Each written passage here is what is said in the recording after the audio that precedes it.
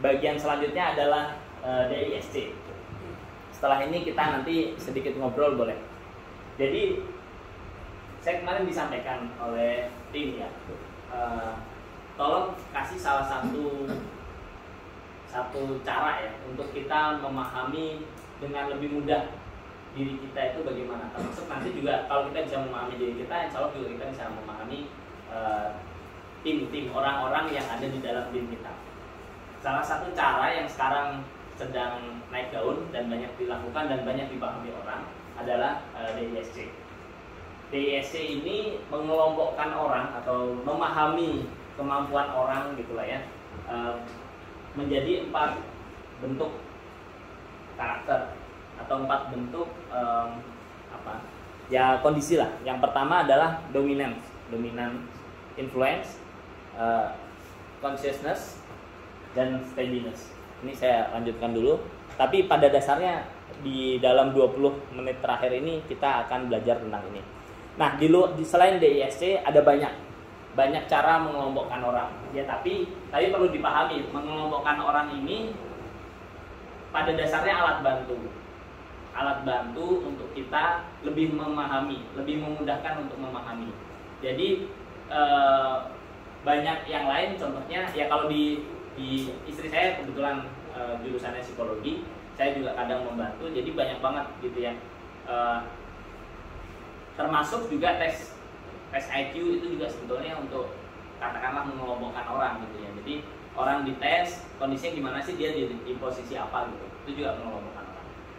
Kemudian tes IQ juga pasti banyak banget, terus alat-alat lain juga ya pada dasarnya banyak, dan ini alat yang umum lah yang dilakukan di ISC. Caranya gimana? Banyak cara, ada yang online gratis juga banyak kalau untuk DISC ini. Jadi pada dasarnya kita masuk ke kategori mana? Ini ada salah satu contoh ya. Jadi memberi semangat, petualang, teliti, mudah gitu ya. Jadi ada 4 opsi, kita disuruh memilih dari bawah sampai atas, kemudian nanti hasilnya adalah kita masuk ke D, I, S atau C gitu. Ini online. Kemudian yang lain ini juga online, sebentar loading.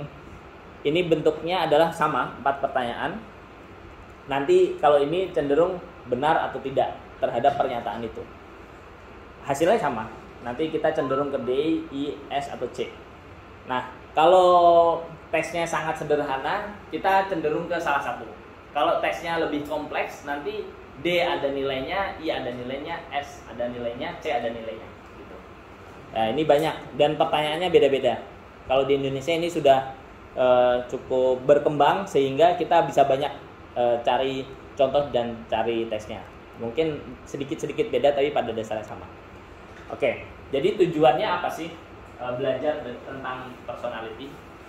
Yang pertama adalah ya tentu kita perlu menyadari kebesaran Tuhan melalui ciptaan manusia yang berbeda-beda dan unik. Nah, sedikit informasi tambahan nih. Kalau di saya dulu S3 ilmu ekonomi, tapi mengambilnya namanya behavioral economics. Jadi behavioral economics ini disebut mengambil ilmu dari psikologi yang diterapkan ke ekonomi. Nah, ini intermezzo aja Pak, tambahan aja.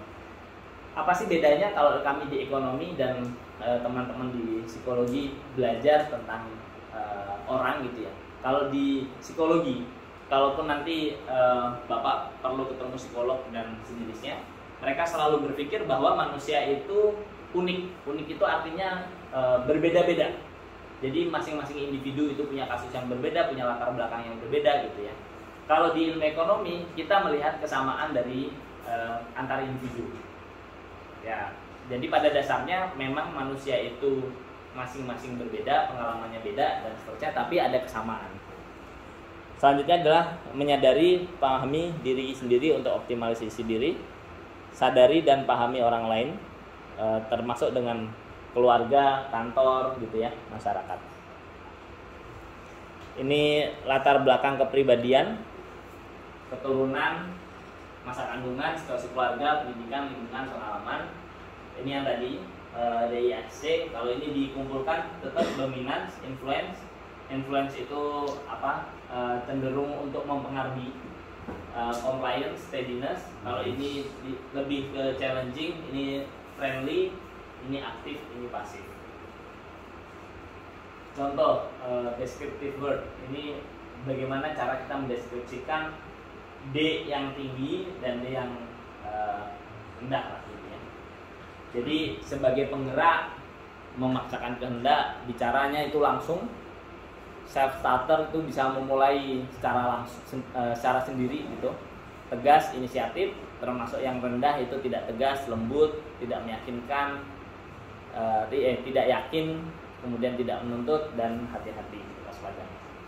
Nah, ini bukan berarti mana baik, mana tidak baik, tapi nanti di akhir kita coba lihat bagaimana cara kita juga menghadapi orang-orang yang kira-kira memiliki karakter-karakter tertentu yang seperti itu.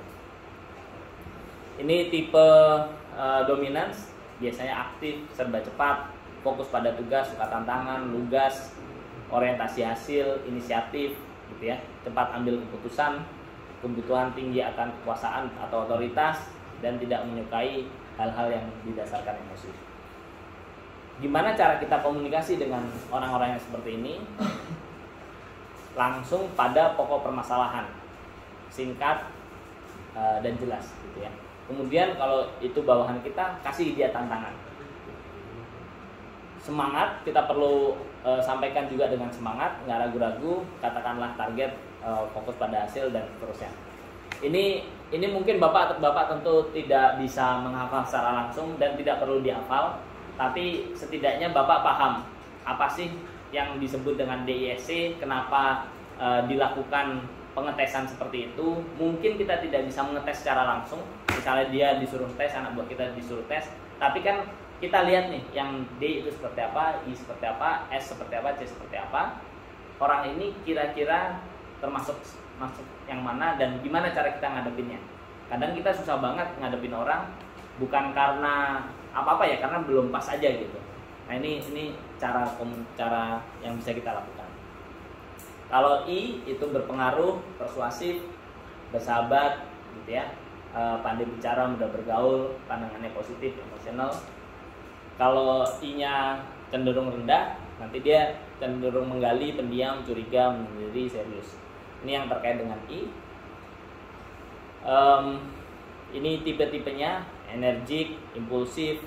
Impulsif itu cepat berubah, kadang cepat ambil keputusan juga impulsif, itu yang disebut impulsif. Terus persuasif, dia setelah ambil keputusan dia menyampaikan keputusannya apa, terus agak mendorong agar orang lain bisa menerima. Ini cara komunikasinya. Kita punya berapa menit lagi, Mas Al? 15. Kalau untuk sesi 1 sampai 10-15. Oh, masih 15 menit. Ya, oke. Jadi kita punya 15 menit. Jadi ini kalau influence, kita perlu siapkan waktu untuk sosialisasi dari awal, suasana non formal gitu ya. Perlakuan kita sebagai teman, jauhkan dari rincian, lakukan dengan cepat. Ketahuilah hal-hal yang menjadi impian dan harapan. Terus bantu teman-teman yang punya tipe ini untuk mengorganisasi diri. Ini tipe S, tenang, baik hati, dan seterusnya. Ini nanti Bapak bisa baca lebih detail gimana cara juga berkomunikasi. Kemudian yang C itu biasanya tunduk, hati-hati, sistematis, tertib, orangnya perfeksionis. Kalau misalnya C-nya rendah, itu orangnya cenderung kukuh, independen, keras kepala gitu, dan seterusnya. Ini compliance, disebut sebagai pemikir yang teliti. Kondisi-kondisinya kira-kira seperti ini. Terus lingkungan sosial melalui observasi. Ini cara pendekatannya terkait dengan orang-orang yang memiliki masing-masing karakter tadi. Ada D, I, S, C. Cara pendekatan, eye contact-nya gimana, cara salaman, cara komunikasinya gitu ya, dan seterusnya. Nah ini tadi saya sampaikan Pak, Jadi sempit di grafik 2. Jadi kan tadi ada DISC ya. Kalau tapi mungkin kita atau bapak-bapak sebagai level manajerial hasilnya nggak sampai sedetail ini. Ini hasil-hasil detail yang bisa didapatkan kalau kita bekerja sama dengan psikolog. Nah, tapi ilmu untuk memahami ini penting. Jadi maksud saya tadi kan saya sudah sampaikan tuh apa yang kalau misalnya tinggi seperti apa, rendah seperti apa gitu ya. Nah ini kira-kira masing-masing penilaian terhadap DISC tadi. Mana yang tinggi, mana yang rendah, kondisinya kayak apa. Terus yang lebih expert lagi, kita bisa melihat nih pertanyaan-pertanyaan bagaimana orang lain melihat kita. Terus perilaku kita kalau kita di bawah pressure. Terus yang ketiga, bagaimana kita melihat diri kita sendiri. Jadi kalau DISC tadi itu kan tadi saya sudah sampaikan, ada pertanyaan yang sederhana yang hanya menunjukkan kita tuh masuk yang mana sih. Kalau yang lebih expert di poin-poin tertentu kita level apa. Kalau lebih expert lagi seperti ini. Jadi di kasus tertentu, poin tertentu kita seperti apa. Nah ini hanya ilmu dasar, setidaknya ini ilmu dasar dulu ke bapak-bapak bagaimana kita bisa memahami. Bisa sampai sedetail ini gitu. Ini contoh misalnya ada kasus orang ini mungkin tidak bekerja atau bisnisnya mungkin buruk, kemungkinan dia rasanya tidak nyaman, insecure. Apa yang penyebabnya ya berada di bawah tekanan yang sangat besar, tidak mencapai target gitu ya, atasannya tidak puas terhadap hasil kerja gitu kira-kira. Nah ini cara-cara membaca informasi awal saja dulu kepada bapak-bapak. Kemudian ini kalau frustasi apa sebabnya. Selanjutnya ini grafik ketiga, ini kondisi seperti ini, kira-kira kayak apa gitulah ya, dan seterusnya. Nah, sekarang kita lompat ke slide ini. Slide ini menyatakan cara pendekatan, tatap mata, eye contact, dan cara bersalaman. Biasanya kalau orang dominance yang masuk ke itu, dia aktif, jabat tangannya keras dan berani menatap lawan bicara dan juga percaya diri. Influence ini juga sejenis dan dia senang menunjukkan kedekatan emosi, gitu ya. Steadiness ini cenderung menunggu untuk didekati. Jadi ada orang-orang yang juga seperti ini, dia menunggu untuk kita sapa dulu, kita ajak ngobrol dulu, kita deketin dulu gitu. Tapi memang ada orang-orang yang dia sudah aktif dulu.